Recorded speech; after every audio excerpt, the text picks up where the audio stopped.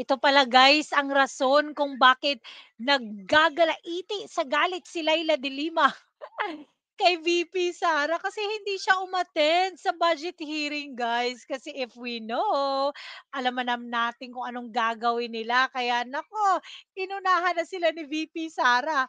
At ito ang ginawa ni VP Sara guys. Panoorin natin. The Office of the Vice President. Thank you. Oh, Mr. Speaker, I withdraw the motion, Mr. Speaker, Motion withdrawn. Majority Leader. and recognize We are in receipt of a letter from the Office of the Vice President, dated September 25, addressed to our chair on the appropriations, which I read. Dear Honorable Swan Singh, we refer to the Office of the Vice President plenary budget deliberations scheduled on September 30, 2025 at 10 a.m. The following OVP officials will attend the plenary budget deliberation, namely Lemuel G. Ortonio, OIC Chief of Staff / Assistant Secretary.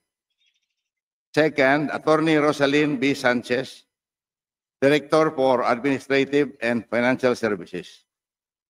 The third is Attorney Sunshine Shari E. Fajarda, Director for Strategy and Management Office. And the fourth is Norman B. Balaro, Director for Operations. Also attached is the list of personnel who will provide technical support and assistance during the said deliberation. We will provide an update in case of changes or inclusion of additional attendees. Attorney Kelvin Jerome A. Tiñedo, Chief of Administrative Officer, will closely coordinate with you on this matter. You may reach him via email at blah, blah, blah, and so on and so forth. Signed, Clara Zimmerman Duterte, Vice President. Subsequently, Mr. Speaker, on September 29, we received another letter in the address to the address showing an office order number 2025-51, dated September 2025. In the exigency of service, Assistant Secretary Lemuel J. Ortonio is hereby designated as officer in charge of the Office of the Chief of Staff in view of the leave of absence of Attorney Sulaika T. Lopez, the USEC. By virtue of this order, ASIC Ortonio shall perform the duties and responsibilities of Chief of Staff, including the authority to sign Civil Service Commission appointment papers related to the document of the first and second level positions, except for the duties as head of the procuring entity, which shall be delegated to Attorney Rosalyn T. Sanchez, Director 4 of the Administrative and Financial Service Office. This order shall take effect from 29 September. This is the second letter, Mr. Speaker. And on September 30, we received another letter addressed to our chair, Micaela Angela Swan Singh, Chairperson, Committee on Appropriations, House of Representatives. Dear Honorable Swan Singh, it has come to my attention that the Office of the Vice President, OVP, enclosed in parentheses, budget for 902.895 million pesos has been deferred due to the committee's insistence that I attend the plenary deliberations. I am prepared to attend. However, I am seeking the following. House of Representatives demand the attendance of President Marcos for the 27.3 billion pesos budget deliberation of the Office of the President. Yun. So may kondisyon si VP Sara, 'di ba? Kung gusto nilang mag-attend talaga si VP Sara sa budget deliberation, dapat yung presidente din ay mag-attend din ng budget deliberation kasi 'di ba?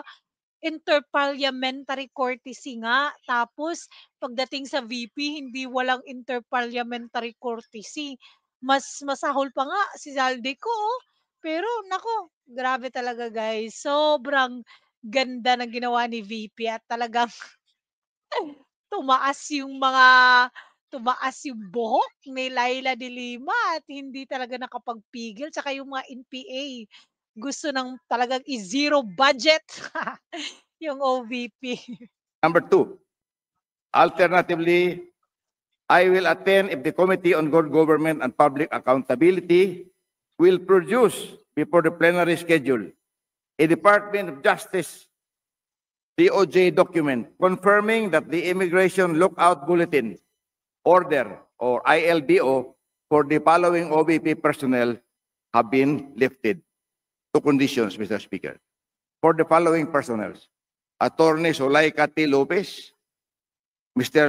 Lemuel G. Ortonio, Attorney Grabe, hanggang ngayon pala talaga guys, hindi pa nali-lift yung mga alam pagkakalagay sa kanila sa alam mo yung parang lookout bulletin, yung mga yung mga staff ni VP Sara, grabe talaga sobrang sobrang sasama talaga ng mga ano diyan sa ano 'no, yung mga bayaran ni Tambi.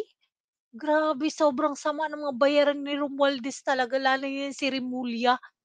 Hanggang ngayon pala guys hindi pa nili-lift yung mga lookout ng mga taong 'to, staff ni VP Sara hanggang ngayon.